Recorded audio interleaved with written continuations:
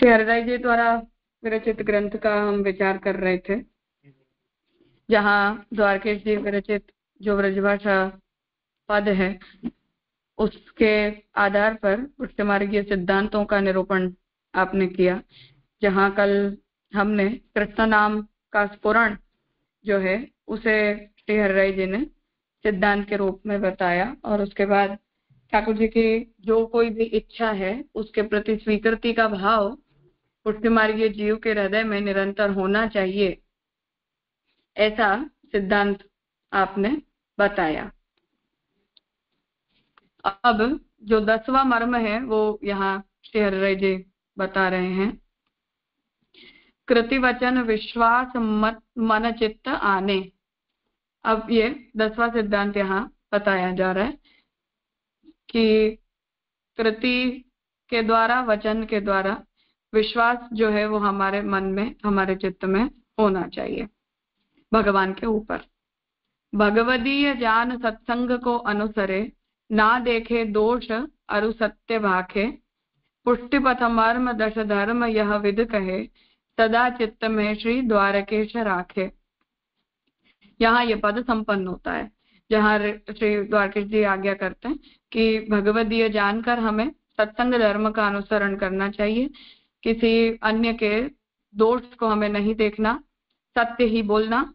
ऐसे पुष्टिपथ के मर्म रूप इन 10 धर्मों को इस प्रकार श्री हरिदास जी ने कहा, श्री द्वारकेश जी ने कहा, जिन्हें सदा ही हमें अपने चित्त में रखने चाहिए। अब इनका श्री हरिदास जी विवेचन कर रहे हैं। दशमं धर्म विश्वासो भगवत्यखिलात्मनि, तत्संबंधिष्वपि पुनः कृते रूपे तथा विदे। यादृशो यत्र हि प्रोक्तः कृष्णः तत्र हि तादृशः, तदीयास्तत्समाज्ञेयाः प्रतीता अपि चान्यथा। यत् करोति हरिः कृष्णः स्वकीयेषु कृपापरः, तथा तदीयाः स्वीयेषु यत् कुर्वति कृपालवः। तत्साध्विति च मन्तव्यं, तथा पित्रोः कृतौ सुतः। एतानि 10 मर्माणि वेत्ति यः सर्वथा जनः, श्रीमदाचार्य कृपया भक्तिमार्गे महामतिः, तस्य मार्गेश्वरः कृष्णो वशो भवति तत्क्षणात्। विज्ञाय एतानि मर्माणि श्रीमदाचार्य सेवकैः भक्तिमार्गे स्थितिः कार्या सर्वदाति विचक्षणैः। 10वां मर्म विश्वास है, तो 10वां सिद्धांत विश्वास है। अखिल के अंतर्यामी आत्मा ऐसे भगवान में अखंड विश्वास रखना, यह 10वां मर्म है। तो भगवान जो है वो अंतर्यामी है, सभी के हृदय में रही हर बात को जानने वाले हैं। ऐसे भगवान में अखंड विश्वास रखना, ये 10वां सिद्धांत यहाँ बताया जा रहा है। जैसा विश्वास ऐसे प्रकट भगवत स्वरूप में है, ऐसा ही विश्वास भगवतियों में रखना। तो भगवान का जो स्वरूप है उसके ऊपर हमें जैसा विश्वास होता है, उतना ही विश्वास हमें भगवान के भक्तों के ऊपर भी रखना। अथवा उस प्रभु ने ही ऐसे भगवदीय का रूप धारण किया है, इसलिए भगवदियों में ऐसा ही विश्वास रखना। तो भक्त और भगवान ये दोनों अलग अलग नहीं होते, इसलिए जितना विश्वास हम भगवान के ऊपर करते हैं उतना ही विश्वास हमें भगवदियों के ऊपर भी रखना चाहिए। अथवा तो ऐसा लौकिक रूप देखने में न आए तो भी भगवदियों में भगवत तुल्य विश्वास रखना। अगर हमें कोई भगवदीय में ऐसे बहुत उत्तम लक्षण न भी दिखाई देते हो तो भी हमें उनके ऊपर भगवत तुल्य विश्वास रखना चाहिए।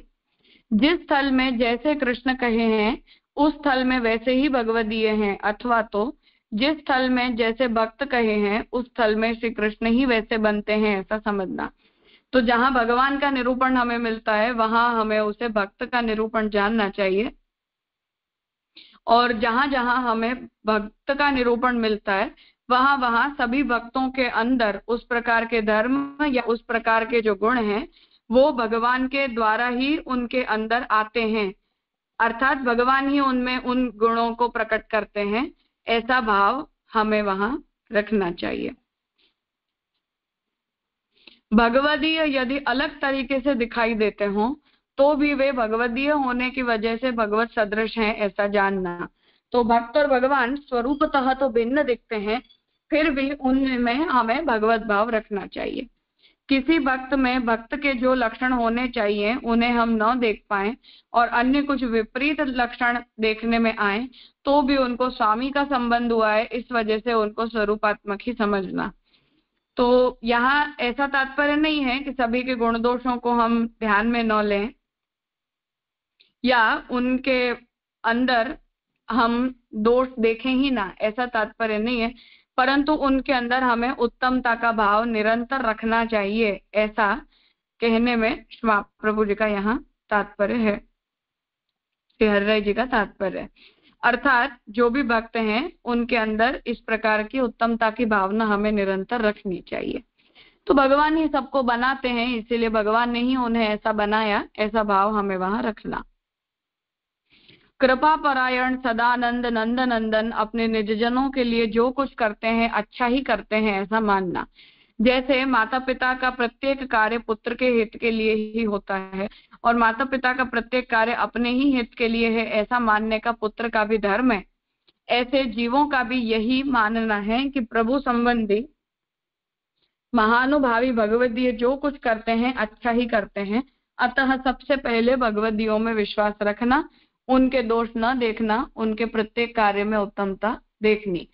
तो जैसे माता पिता के अंदर कोई दोष हो भी, तब भी जो बच्चे होते हैं वो अपने पिता के प्रति माता के प्रति निष्ठ होकर प्रेम भाव से पूर्ण होकर उनके सभी दोषों को नजरअंदाज करके और उनके प्रति ऐसा ही भाव बनाए रखते हैं जैसा भाव होना चाहिए या जैसा संतान को करना चाहिए, जैसा संतान का धर्म होता है। तो रामचंद्र जी का रामायण में जो चरित्र आता है वहां भी रामचंद्र जी और लक्ष्मण जी के बीच में यही चर्चा होती है, जब लक्ष्मण जी ये कहते हैं कि कैकेयी ने जो कुछ भी किया वो अधर्म है। इसलिए रामचंद्र जी को धर्मपरायण सॉरी तो रामचंद्र जी को धर्मपरायण होने के कारण कैकेयी की तरफ से किए गए अधर्म का चुपचाप स्वीकार नहीं करना चाहिए। तब वहां रामचंद्र जी भी यही कहते हैं कि उन्हें उनमें इस प्रकार के दोषों को देखना नहीं है और जो कुछ भी उनका संतान होने के नाते धर्म है वो उनका धर्म उन्हें पालना चाहिए। तो उस उत्तमता के भाव से यहाँ ये बात कही जा रही है कि ऐसा कोई दोष यदि हमें दिखे भी तब भी उसे भगवद इच्छा जानकर और हमें अपने मन को कलुषित नहीं करना चाहिए। इन 10 मर्मों को जो जो जन सर्वांश में समझते हैं वे श्री महाप्रभु जी की कृपा से भक्ति मार्ग में महाबुद्धिमान होते हैं। तो जो लोग इन 10 सिद्धांतों को जान लेता है, समझ लेता है, उन्हें अपने आचरण में ला देता है, वो व्यक्ति उत्तम भक्ति को प्राप्त करता है। भक्ति मार्ग में उनकी बुद्धि सुचारू रूप से प्रवर्तित होती है। तो भक्ति मार्ग में हमें और कोई अड़चन नहीं आती और उत्तम रूप से हमारी जो गति है वो मार्ग में चलती रहती है। उनको मार्ग के ईश्वर श्री कृष्ण तत्काल वश होते हैं। तो भक्ति मार्ग के स्वामी जो है वो भगवान श्री कृष्ण है, वो तुरंत उनके वश में होते हैं कि जिन लोगों का मन ऐसा स्पष्ट होता है और दृढ़ विश्वास पूर्ण होकर भक्ति मार्ग का अनुसरण वो लोग करते हैं। श्री महाप्रभु जी के कृपा पात्र सेवक अत्यंत विलक्षण होते हैं। उनके द्वारा इन 10 मर्मों को समझकर अनुभवित कर भक्ति मार्ग में स्थिति करनी। तो महाप्रभु जी के जो भक्त हैं, जो महाप्रभु जी जैसे उत्तम गुरु को प्राप्त करते हैं, वो बहुत विलक्षण धर्म वाले होते हैं। इसलिए उनके द्वारा इन अर्थात द्वारकेश जी के लिए श्री हरिराय जी आज्ञा कर रहे हैं कि द्वारकेश जी ने जिस प्रकार से श्री महाप्रभु जी के सिद्धांतों को समझा है और इस पद उनका जिस तरह से निरूपण किया है वो बहुत विलक्षण निरूपण है। इसलिए उन्हें जो बात, उनकी बात को जो व्यक्ति जान लेता है, समझ लेता है, ऐसा व्यक्ति उत्तम धर्म में निष्ठ होकर और भगवान में निष्ठ भक्ति को प्राप्त करता है। कोई प्रश्न है इस विषय में?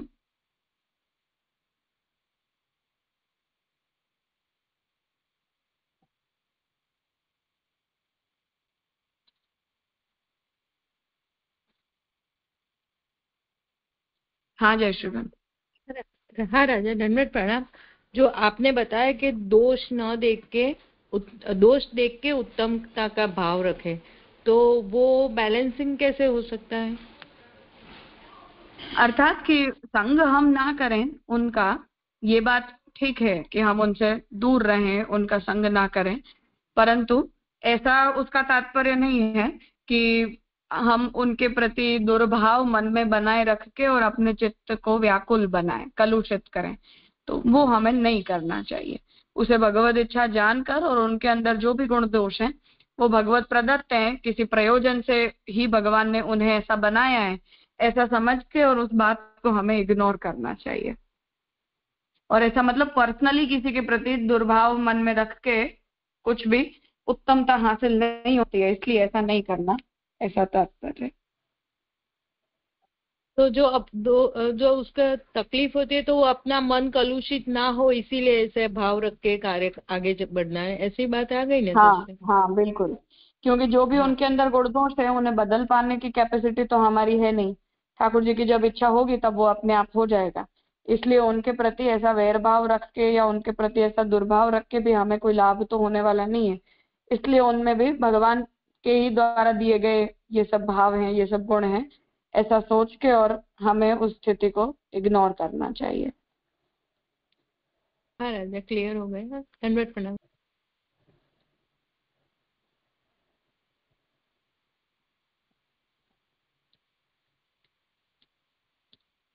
हाँ हितन भाई।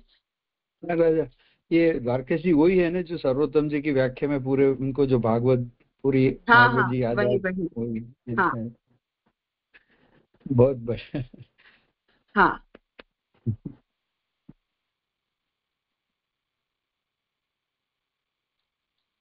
हाँ मास्टर जी। हाँ जय दंडवत प्रणाम जय। हाँ जय, अभी आपने बताया कि भगवती में जो अपन ने उनके जो है दोष नहीं देखना चाहिए, और फिर ऊपर ये भी समझा दिया कि भगवती को अलग तरीके से नहीं देखना चाहिए, वो भगवत तुल्य मतलब भगवत सदृश भी हैं। तो अब ये दोनों चीजें एक साथ में तो कैसे निभ पाएंगे, असंभव है। अभी किसी ने प्रश्न भी पूछा था इसी संबंध में, तो ये थोड़ा क्लियर नहीं हुआ। और दूसरा एक शब्द और आया इसमें, विचक्षण, वो कृपा पात्र सेवक अत्यंत विचक्षण, विचक्षण और कहीं पर आता है जैसे जो है भगवान का जो है अक्षर ब्रह्म जो है दो रूप है, एक तो भगवान जगत रूप है और वो उससे विलक्षण है, वहाँ विलक्षण शब्द आता है। तो विलक्षण और कहीं कहीं पर विचक्षण भी आता है। ये दोनों शब्दों में जरा क्लियरिटी नहीं हो पाती है। कभी मैंने सोचा भी, इस पर प्रयास भी किया है कि विचक्षण शब्द वहाँ प्रयोग होता है जहाँ सामान्य में बहुत सी चीजें होती हैं। जैसे कोई जंगल है तो उस जंगल में कोई एक विशेष पेड़ है, उसके लिए अपन विचक्षण कह देंगे।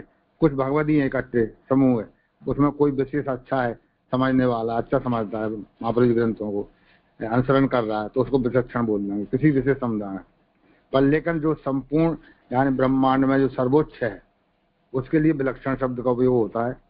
ऐसा मेरे समझ में ऐसा कुछ आया, जरा इसको क्लियर करें। और दूसरा वो जो पहले मैंने पूछा था, शब्द का जो मतलब है वो अलग होना, ऐसा भी होता है, और विचक्षण शब्द का मतलब श्रेष्ठता है, उत्तमता है। अच्छा ठीक है, तो वो तो इसका मतलब मैंने जो सोचा वो लगा ठीक है। हाँ दूसरा वो ठीक है। उसको और क्लियर करें।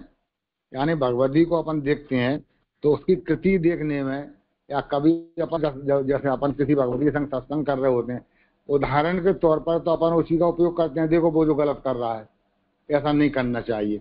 तुलनात्मक दृष्टि में तुलना तो करना पड़ती है। तुलना कार से करें अपन, जो उसके सटीक कोई वस्तु होती तब उसकी तुलना करते हैं अपन। तो भगवती की तुलना भगवती से करेंगे, पुष्टि मार्ग में आने के बाद वो अन्याय से कर रहा है, वो ये गलत कर रहा है, महापुरुष के खिलाफ में ये कृति कर रहा है, तो अपन यदि उसकी तुलना करते हैं तो अपन उसकी बुराई करने लगे। तो ये जरा क्लियर नहीं हो पा रहा शब्द जो है, इसको जरा और स्पष्ट करेंगे। एक बात तो इसमें ये है कि तुलना जब हम किसी को अच्छा बनाने के लिए करते हैं, जैसे मैंने किसी के दोष देखे और मैं ये चाहती हूँ कि वो व्यक्ति महाप्रभु के मार्ग में निष्ठ हो जाए और उसके अंदर जितनी भी बुराइयां हैं वो सारी मिट जाएं, तब ऐसे प्रयोजन से तो मैं उसे जाकर सिखाऊं, उसे अच्छी बात बताऊं, ये एक बात होती है।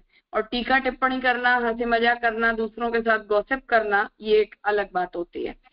दूसरी बात यहाँ ये है कि किसी के अंदर जब हम दोष देखते हैं तो दोष देखना संघ की दृष्टि से ये बात ठीक है, जिस वजह से महाप्रभु जी ने जलवेद और पंचपद्यानी लिखे हैं कि हम क्योंकि स्वयं ही अपरिपक्व स्थिति में होते हैं, तो हम जब ऐसे व्यक्ति के संग में आते हैं तो हमारे अंदर भी वो ऐसे सारे गुण दोष प्रवेश कर जाते हैं। इसलिए हम उनसे बचने के लिए उनसे दूर रहें, ये एक पक्ष अलग है।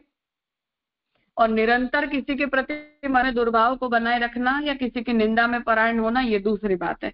तो जो वो एक्सट्रीमिस्ट ऐसी नेगेटिविटी है, ऐसी जो नकारात्मक विचार सरणी है, उसका यहाँ से हरिराय जी विरोध कर रहे हैं। केवल जो संघ की दृष्टि से गुण दोष का विचार करना है या अधिकारिता अनधिकार का विचार करना है, उसके संदर्भ में ये हरिराय जी का तात्पर्य नहीं है। तो वो तात्पर्य समझकर हमें अर्थ गठन करना चाहिए।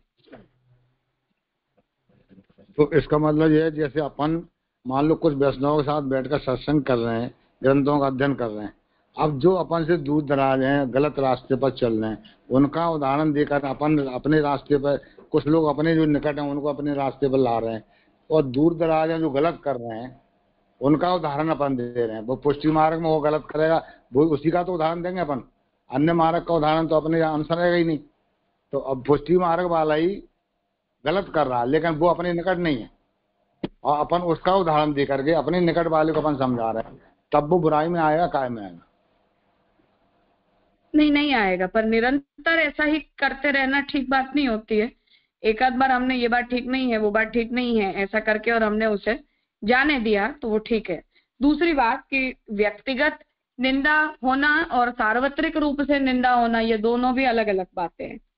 तो सार्वत्रिक रूप से जो किए जाते दुष्कृत्य हैं उनकी निंदा करना एक बात होती है, और किसी एक व्यक्ति के पीछे लग जाना कि तुम ऐसा करते हो, तुम वैसा करते हो, ये दूसरी बात होती है। तो जैसे जो भी महाप्रभु जी के विरुद्ध आचरण आजकल किए जा रहे हैं उनका हम सार्वत्रिक रूप से विरोध करते हैं, तो वो तो एक पूरी परिस्थिति को बताना है कि सभी लोग, इतने सारे लोग इसमें जुड़े हुए हैं, उसमें किसी एक व्यक्ति से हमें कोई विरोध नहीं है कि तुम ही बुरे हो दूसरे अच्छे हैं, ऐसा पार्शियल उसमें अप्रोच नहीं है। तो यहाँ जो हरिराय जी आज्ञा करना चाह रहे हैं वो उस प्रकार की नकारात्मक विचारधारा का विरोध है। गुण दोष के संबंध में ऐसे अंधे हो जाना, ऐसा हरिराय जी का तात्पर्य नहीं। जी ये हाँ,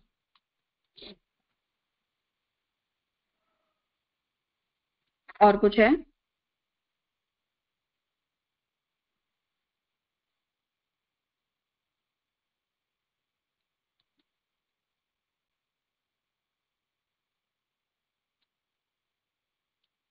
हाँ प्रणव भाई।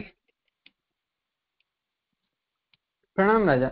यहाँ पर ये जो संदर्भ आपने बताया वो समझ आया, पर ये दोनों जो बातें बताई है, एक तो भक्त और भगवदीय, तो उस कक्षा में हम लेंगे किसको? या श्री हरिराय जी यहाँ पर उस कक्षा में किसे, या श्री द्वारकीश जी किसे गिनना चाह रहे हैं? जो भी पुष्टि मार्ग में दीक्षित है उस संदर्भ में ये बात आई। अच्छा, अच्छा, तो फिर राजा मतलब या उस प्रकार से देखे, अगर ऐसे मतलब जो उनके माइंडसेट से जो दीक्षित है और जो मार्ग में है, तो वहां पर ये जो अविश्वास की बात आई, मतलब प्रभु पे जो विश्वास का प्रकार विवेक धैर्य आश्रय में है, वो तो क्योंकि प्रभु को हमने स्वामित्व माना है और प्रभु को सर्वस्व रूप से देखा है, तो उस कॉन्टेक्स्ट में यहाँ पर मतलब कोई भी भक्त हो उसमें विश्वास या अविश्वास मात्र उसकी कृति पर, कि ये कृति वो कर रहा है तो भी वह भगवत इच्छा है, वैसे विश्वास अविश्वास समझना होगा, क्योंकि हमारी अपेक्षा कहीं पे भाव रखना ऐसा मतलब है। विश्वास तो शब्द का मतलब कि वो जो कह दे वो ठीक, ऐसा तात्पर्य नहीं है। पर जितना हम प्रभु को जैसा मानते हैं उतना ही हमें भक्त को भी मानना चाहिए, ऐसा तात्पर्य है।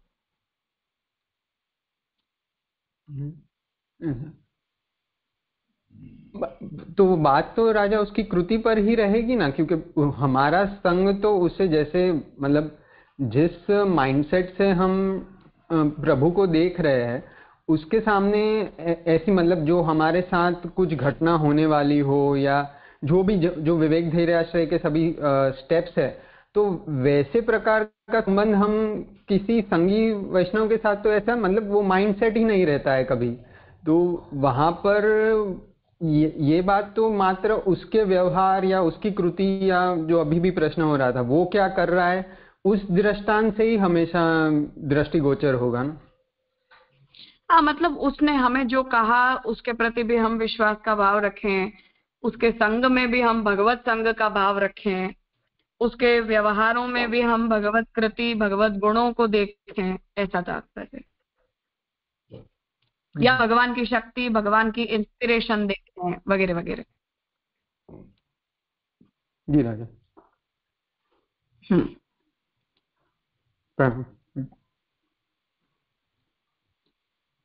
ओवरऑल तात्पर्य अपने चित्त को अच्छा रखना है।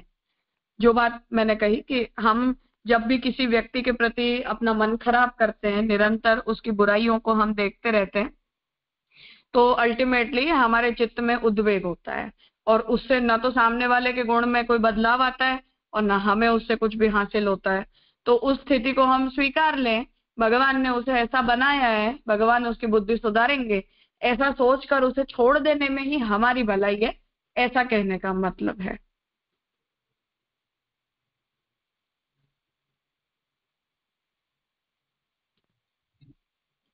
जी राजा, स्पष्ट हो। इसलिए वो भक्त मतलब आपने कहा कि कोई भी दीक्षित हो, मतलब वो भक्ततया या भक्ति की फ्रेमवर्क में तो उसका जो कृति है वो इन अ वे भगवनीय की है, पर शायद कोई लोक व्यवहार में या शायद कोई आपसी व्यवहार में कोई भी प्राकृत गुण है जो शायद एक दूसरे के संबंधों के बीच में, या फिर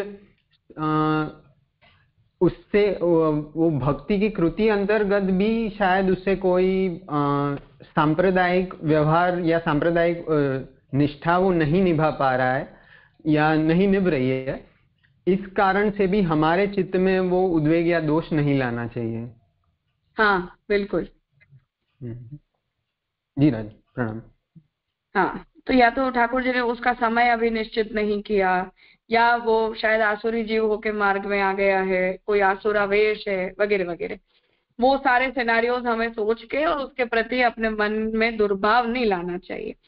उस व्यक्ति को बदलने के लिए, सुधारने के लिए हम जो भी प्रयास कर सकते हैं वो हमें अपने तरफ से कर लेने चाहिए। 2 बार 3 बार बोलने से कुछ हो जा रहा है तो बहुत अच्छी बात है, परंतु अगर उसके बाद वो चीजें बदल नहीं रही हैं तो जो जैसा है उसे ऐसा रहने दो। ठाकुर जी की कोई आसुरी लीला है ऐसा ही जानकर हमें उस स्थिति को जाने देना पड़ेगा, और कोई विकल्प बनता नहीं है अपने पास। और वाइस वर्सा राजा, ये भी परिस्थिति हो सकती है ना, उसका जो स्तर है वो उस प्रकार का है जहां पर तुम नहीं पहुंच पा रहे हो और उसके कारण भी वो तुम्हें चित्त में उद्वेग ला रहा है। मतलब तुम्हारी कक्षा निम्न हो रही है सामने और उसकी अपेक्षा, मतलब वो तो शायद तुम्हारे गुण दोष देख रहा है कि नहीं पता नहीं, पर तुम उनके गुण या उनके स्तर तक नहीं पहुंचने के कारण दोष बुद्धि या ऐसी अविश्वास की बुद्धि तुम्हारे स्तर पर आ रही है। सही बात है। जी राजा, प्रणाम।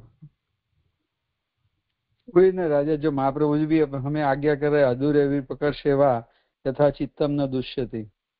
हाँ बिल्कुल वही।